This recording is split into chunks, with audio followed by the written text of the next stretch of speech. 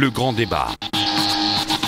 Il y a qu'une chose qui l'intéresse, se remplir les poches. Le président de la République, il reçoit à l'Élysée et ne comprennent pas qu'ils confondent justement attention de droit de grève. Si on n'est pas vraiment, comment a-t-on pu nous inviter pour... Et nous voilà de retour sur le plateau de la matinale. On va essayer tous ensemble de décortiquer effectivement ces résultats. On a toujours Jacques-Marcel Henry avec nous, le sénateur Mohamed Tani. On a également Hamdil qui est avec nous pour l'UMP, Issiaka Abdillah pour le PS et Samuel Baucher dont on se pose toujours la question de quel côté il est. Un coup d'œil sur les résultats nationaux parce que ça va avoir une incidence, une influence sur Mayotte. Alors aujourd'hui on nous annonce notamment dans le Parisien des chiffres très clairs. On a l'UMP qui ferait 30% des suffrages sur le plan national, le FN qui arrive en seconde position et le PS en troisième position, le FN avec 25,8 et le Parti Socialiste avec 24. Monsieur le sénateur, est-ce qu'on peut dire que c'est une gifle pour le PS ou pas ? Avant de tirer des conclusions, non pas attendons le deuxième tour, mais vous n'avez cité que le PS. Or, tout à l'heure, je disais qu'il fallait faire la distinction entre la gauche et la droite. Et classiquement, le PS siège avec les Verts, siège avec d'autres partis de gauche. Et c'est l'ensemble de ces chiffres-là dont il faudra se prévaloir pour tirer des conclusions, en plus d'avoir attendu au second tour. Si ces projections, effectivement, se réalisent, elles démontrent néanmoins encore une désaffection de la politique actuelle du gouvernement. Je ne veux pas reprendre ici ce que j'ai toujours dit, à savoir que c'est la réalité, c'est ce qui se passe à chaque fois qu'un parti est au pouvoir. Et cette situation est exacerbée aujourd'hui par les difficultés socio-économiques du pays avec la montée du chômage. Donc cette tendance ne pourra s'inverser que si les Français voient que la situation s'améliore. Les derniers chiffres du chômage ont montré une baisse, mais ça n'a pas été suffisant pour effectivement inverser la tendance. Qui est le premier parti de France ? Parce que l'UMP, quand on parle de l'UMP, en fait c'est l'UMP associé à l'UDI entre autres, le Front National, le PS associé aussi à d'autres couleurs politiques. Il n'y a que le Front National qui est tout seul et qui fait tout seul 25,8%. Est-ce que l'on peut dire aujourd'hui que le premier parti de France c'est le Front National ? Patrick, c'est vrai que vous avez bien fait de nous donner les chiffres parce que nous avons tellement été ici préoccupés par ce qui se passe dans notre territoire, dans nos différents cantons, que nous n'avons pas nécessairement suivi ce qui s'est passé en France métropolitaine. Mais moi, surtout, ce que je retiens de ce que vous venez de dire, notamment en tout cas des résultats du premier tour, c'est que le Front National, malgré toutes les enquêtes d'opinion, malgré tous les sondages qui leur donnaient, en tout cas au premier tour, n'est pas le cas. Donc ça, c'est la seule satisfaction que moi je peux tirer pour le moment et j'espère qu'au deuxième tour, ils sont tous effacés de la carte de la France. Siaka. Moi, j'abonde dans le sens d'Hamdil, au risque de... encore l'UMP. Rapprochez-vous un petit peu de Sam là, pour la lumière. Dans ce sens-là. Par contre, je suis aussi d'accord avec le sénateur Tani, mais je voudrais juste faire notre propre autocritique concernant la gauche, en tout cas le gouvernement. On ne peut pas organiser une élection départementale en ayant en même temps sous la main un projet de suppression de ces départements. Je crois qu'il faut à un moment donné qu'on sache ce qu'on veut. Les départements, on a l'impression qu'à gauche, pour nous, c'est fini et que nous avons un projet de fusion, de suppression de ces départements. Je pense qu'il faut savoir ce qu'on veut à un moment donné. Voilà ce que je peux tirer pour le moment, un enseignement par rapport à ça. Ouais. Sinon... Personne ne répond à la question. Hein. Est-ce que le Front National est le premier parti de France ? Le Front National n'est pas le premier parti de France, en ce qui me concerne. Jacques-Marcel Henry. En tout cas, moi je le crois sincèrement, même si je ne partage pas les idées du Front National, et que si le Front National, son existence est néfaste pour la société française, les législateurs sont là pour voter sa suppression, ou en tout cas que le Conseil constitutionnel suivent aussi la décision des législateurs qui doivent se prononcer pour recadrer les idées ou les statuts des partis politiques. Est-ce qu'on a besoin, messieurs, d'avoir à Mayotte un parti politique ou une couleur très clairement affichée pour faire bonne figure au niveau national? Parce que le MDM, parlons-en, on nous dit au début, rappelez-vous, centre-gauche, après centre-droit, centre du centre, extrême-centre, on ne sait pas trop où on va en fonction des binômes, en fonction des élections, et du coup on a le sentiment d'être, par rapport à la métropole, d'être toujours dans l'opposition. Est-ce qu'on n'a pas besoin à Mayotte d'avoir un éclairage très clair sur le parti politique, la couleur politique de Mayotte? Oui, nous devons en ce sens mener une vraie action pédagogique, parce que si la manière dont les campagnes politiques se déroulent ne nous permet pas du tout de faire positionner la population. La population ne peut pas se dire que je suis à droite, je suis à gauche, je suis au centre ou extrême gauche ou extrême droite, parce que nous-mêmes qui représentons les partis politiques, nous ne disons pas à la population exactement quelle est la philosophie de notre parti. Et puis deuxièmement, les partis sont déchirés sur le plan national que sur le plan local, en ce sens que la population ne se retrouve pas dans ces mouvements. C'est pourquoi aujourd'hui, en tout cas à Mayotte, les gens s'orientent beaucoup plus vers des questions de personnes et non de partis. En ce qui concerne la Guyane, par exemple, le président du Conseil général de la Guyane n'a pas de parti politique. Quand vous allez à La Réunion, par exemple, les partis sont complètement déchirés, et qu'aujourd'hui, il y a aucune... Ce ne sont pas ceux qui se disent les grands partis qui viendront ici nous donner des leçons. Monsieur le sénateur. Oui, votre question renvoie à ce que... Amdil tout à l'heure et que j'ai complété et que je vais davantage préciser. Jusqu'à la départementalisation, il y avait une ligne, il y avait une direction, nous voulons tel objectif.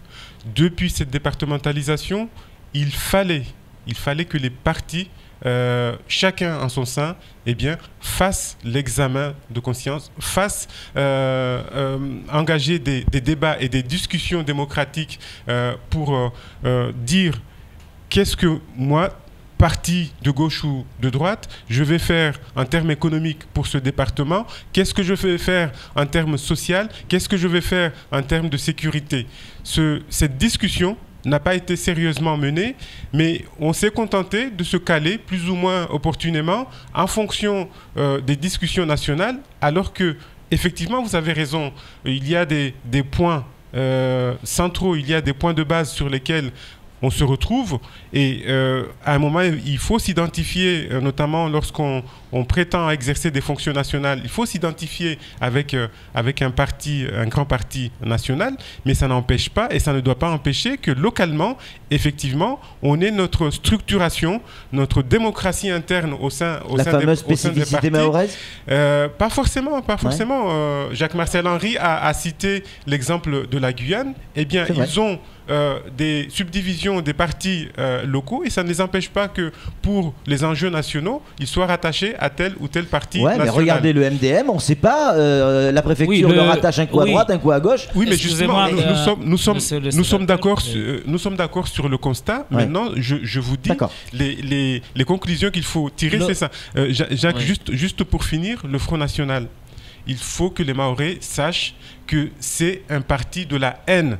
Il faut que les Mahorais sachent que le Front National est le parti le plus islamophobe de France. Ça, il faut que les Mahorais le sachent. Il ne faut pas jouer avec le feu. Ce parti, nous l'avons vu à l'œuvre dans certaines municipalités, et ils ont supprimé les subventions afférentes aux cultures, ils ont fait un certain nombre d'actes, ils disent un certain nombre de paroles qui nous renvoient à des périodes extrêmement sombres de notre histoire. Donc il faut dire ça, il ne faut pas jouer avec le Front National. Et aujourd'hui, est-ce le premier parti de France ou pas? Mais ce n'est pas la question. Même 1%, c'est déjà trop face au discours de haine qu'ils tiennent à longueur de journée.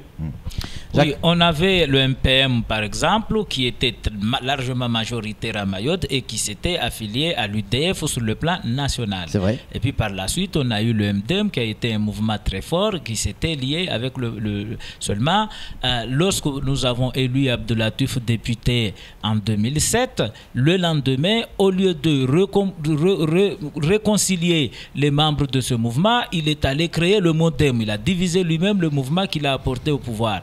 Moi, j'ai été directeur de campagne du sénateur Tani. Nous avons voté sénateur Tani avec des gens de différentes tendances et qu'il avait toute l'opportunité en ce moment précis de créer un mouvement politique sur le plan local et qui pouvait s'allier et que ça, tous les membres du comité de soutien de Tani Mohamed l'avaient partagé, une chose qu'il n'a pas fait.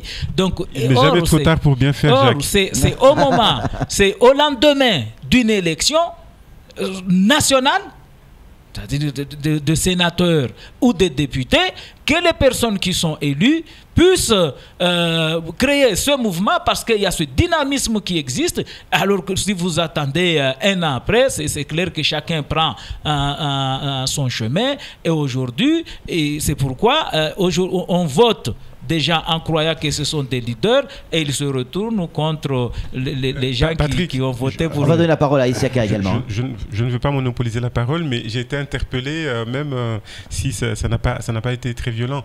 On ne peut pas dire quelque chose et son contraire. Jacques Marcel Henry passe d'une affirmation selon laquelle Abdoulatif Fouali, juste après son élection, a créé inopportunément un parti. Et puis, il me reproche de ne pas avoir fait la même chose. Donc, il faut revenir sur Abdoulatif a été élu par un parti. Mais toi, tu n'as pas été élu par un parti, tu as été élu par un mouvement. Par un ensemble de partis. Voilà. Et en ce moment-là, vous avez un comité de soutien qui avait de tendance centre-gauche. Ne vous inquiétez pas, on aura l'occasion de revenir sur les sénatoriales. Ça arrivera. Une information de dernière minute qui vient de tomber, et ça peut avoir son importance. J'aimerais avoir votre avis là-dessus. Du côté de Ouangani, où on a quand même l'UMP qui est en tête, si je dis pas de bêtises, c'est ça, avec 47,10%. On a Alaoui Bakar avec 25%. Et Abdallah et Rastami Abdou avec 23,15%. Ça, c'est Ouangani. Et on vient d'apprendre à l'instant, à vérifier évidemment avec ça, on prend cette information avec des pincettes, que Rastami Abdou se désisterait. Par contre, on n'a pas la confirmation de pour qui il se désiste. Je crois que c'est une décision très sage. Moi, j'ai soutenu Rastami. Mais d'après vous, il va au profit de qui? Je crois que c'est une décision très sage que Rastami se désiste pour soutenir le candidat contre l'UMP. Je crois que c'est une décision très sage. Et je crois aussi qu'à Sada, dans le canton de Sada, ça doit être le cas. Nous devons nous mobiliser contre l'UMP à Mayotte. Isiaka. Moi, je vais revenir sur la question de tout à l'heure pour un peu abonder dans le sens. Moi, je crois que créer une formation politique au niveau local... Oui. Forte, c'est faisable. Encore faut-il qu'on ait la lucidité, parce que je donne un autre exemple en Martinique avec le Parti progressiste martiniquais. À la tête, on trouve le président Lechimi, ça a été Césaire avant. Et ces gens-là étaient très forts au niveau local et ils avaient une voix qui portait, ou qui porte en tout cas pour les Chimi aujourd'hui au niveau national. Nous avons Vergès avec le Parti communiste réunionnais. Donc ce n'est pas une spécificité propre à Mayotte, mais encore faut-il qu'on ait les hommes et les femmes qui ne sont pas contester en permanence sur le plan local, parce qu'aujourd'hui, le problème de Mayotte, c'est ce manque de leader. Mais quand je dis leader, c'est pas demain qui va être contesté. Le MP a mené un combat qui a été salué. Pourquoi? Parce que d'abord, il y avait un leader. Il y avait des leaders qui étaient écoutés. Je pense que le début du RPR et de l'UMP plus tard, il y a eu un leader, il y avait des leaders. Aujourd'hui, nos formations politiques, que ce soit des fédérations affiliées aux partis nationaux, que ce soit des formations locales, on n'a pas de leaders. On n'a pas de leaders, les partis sont à la dérive. Et la faute à qui? La faute à nous d'abord, les militants, les responsables de ces formations politiques, parce qu'il y a des compétences à Mayotte. Il y en a des jeunes. Absolument, je suis d'accord. Est-ce que vous, les anciens, avec tout le respect que je vous dois évidemment, vous n'êtes pas justement en train d'étouffer ces jeunes pour garder le siège? Bon, vous, c'est un mauvais exemple. Patrick, la question n'est pas là. La question, c'est une question démocratique. Oui. Si je continue à la poser, c'est que personne n'a encore trouvé la réponse. C'est-à-dire qu'il faudrait trouver une solution localement pour attirer les gens au sein des partis. Et les lignes sont là, les idées sont là. Il faut développer justement des idées, des discussions au sein de ces partis. Créer un parti pour qu'ils se réunissent dans une cabine téléphonique, je ne vois pas l'intérêt. Et je rejoins Isiaka quand il dit que encore faut-il qu'il n'y ait pas des contestations perpétuelles au lendemain des élections des uns et des autres. Mais voilà, c'est cette alchimie qu'il va falloir que nous trouvions pour attirer des gens. Vous avez des partis où on a l'impression qu'au lieu d'attirer, ils repoussent les gens. Oui, mais excusez-moi, monsieur le sénateur. Il faut donner la parole à Amdil. On va donner la parole à Amdil. Mais juste une précision. Les Mahorais qui demandent à ce qu'il y ait de l'égalité républicaine, ce qui s'applique à Mayotte, qu'on ait le RSA au même niveau que sur le plan national, que les handicapés soient pris en compte aux mêmes conditions que sur le plan national, que l'allocation des rentrées scolaires soit la même chose par rapport au plan national. Mais lorsque vous avez un parti qui s'appelle par exemple Parti Socialiste, qui nous dit il faut expliquer aux Mahorais pour nous rejoindre. Or, les Mahorais se disent que ceux qui gouvernent actuellement, c'est le Parti Socialiste, et que ce que nous demandons, nous n'allons pas l'avoir. C'est difficile de dire aux Mahorais de rejoindre ce mouvement. Moi, je crois que les deux occasions qu'on a eues, c'est en 2007 et en 2011, quand Abdelatif a été élu député et quand Tani a été élu sénateur. On devient leader au lendemain d'une élection. On ne devient pas leader parce qu'on est âgé ou on est jeune ou on sait bien parler. On devient leader parce que vous avez fait vos preuves suite à une élection. Or, nous avons eu Abdelatif, il a cassé le mouvement qu'il avait porté au pouvoir. Et nous avons eu Tani qui n'a pas su réconcilier son comité de soutien pour que ça devienne un mouvement politique. Là, c'est sentiment, pour la première fois, voilà, il peut s'exprimer. Vas-y mon petit Jacques, tu as raison. Donc, Patrick, je voudrais avoir deux réactions. Tout d'abord, quand on est des responsables politiques, je pense que la constance, la cohérence, c'est extrêmement important. Quand on est surtout ici, on doit faire passer un message. Vous avez lu tout à l'heure un texto qui disait tous contre Deshna, on a dit tous ici c'était mauvais. Oui. Et quand j'entends Jacques quelques minutes après qui dit faut voter contre l'UEP, je pense que c'est ça ce qui déroute en réalité nos électeurs. À la limite, qu'il aurait dit il faut voter pour un tel, les gens auraient compris. Mais quand on fait toujours cette idée de voter contre quelqu'un, je pense que de voter contre quelqu'un, contre un parti politique. Donc, pourrait se désister. Et ça vous inquiète? Moi, j'invite Rastami à se désister et surtout à soutenir le candidat qui est en tout cas qui est placé au premier tour de scrutin, notamment la paire qui est composée par le sénateur. Deuxième chose, moi j'ai toujours été pour la pluralité, pour le parti politique. Mais encore une fois, qu'est-ce qu'un parti politique? Un parti politique, c'est parce que souvent on le voit ici dans ce territoire, les gens, quand il y a des élections à 3 mois, ils se regroupent, ils s'appellent ces petits mouvements-là qui, voilà, parti politique, dans la défaite comme dans la victoire, on se retrouve, on échange, on prépare, on se forme. C'est ça le parti politique, pas des mouvements qui se juste au lendemain d'élection qui disparaissent. C'est pas ce qu'il faut dans ce territoire. Je voudrais vraiment donner la parole à Samuel qui a une question à poser depuis tout à l'heure. Oui, c'est pour les socialistes. Excusez-nous, chef. Je vous en prie, il n'y a pas de souci. Allez, on enchaîne. Le parti socialiste est malmené en métropole, mais à Mayotte, il est inexistant. C'est-à-dire que la machine de guerre, comme on peut la voir avec l'UMP, le PS ici n'existe pas. Est-ce que c'est ça aussi les enjeux pour demain et pour le Parti socialiste à Mayotte? Exister tout simplement? Issaka, vous pouvez répondre également. Oui, je suis d'accord, mais je t'invite Samuel à inviter le premier secrétaire du Parti socialiste pour s'exprimer ici. Ce qui est sûr, c'est que dire quoi, nous avons... C'est la faute de Aboubacar? Ça veut tout dire. Ça veut tout dire. Non, ça veut tout dire.